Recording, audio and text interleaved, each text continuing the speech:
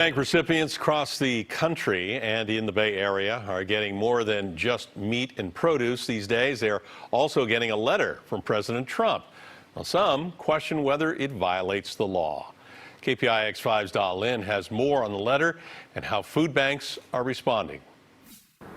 Inside each box of food is this letter signed by President Trump. The president says his administration is helping out millions of families during the pandemic. Food banks say they have never seen a presidential letter in their food boxes before.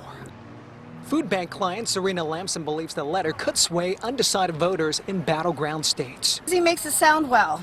He makes it sound well. The president wrote, as part of our response to the coronavirus, I prioritized sending nutritious food from our farmers to families in need throughout America. I think it's a joke. I think that I think it's not good for him to be using taxpayers' money. As part of the USDA's $4 billion Farmers to Families Food Box program, the feds are distributing millions of boxes to 200 food banks across the country, which then go to people like Serina.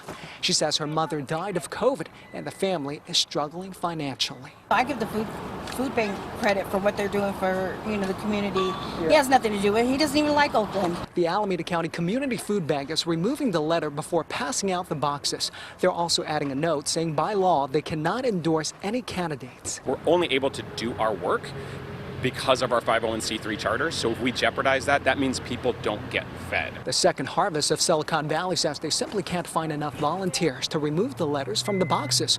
So they're adding a note saying they're nonpartisan. We've been getting a lot of calls from clients.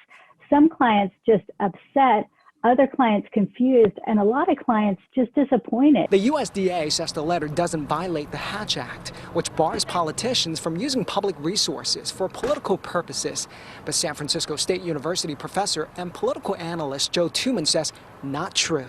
This is a clear violation of the Hatch Act, and let me be crystal clear about the outcome of this.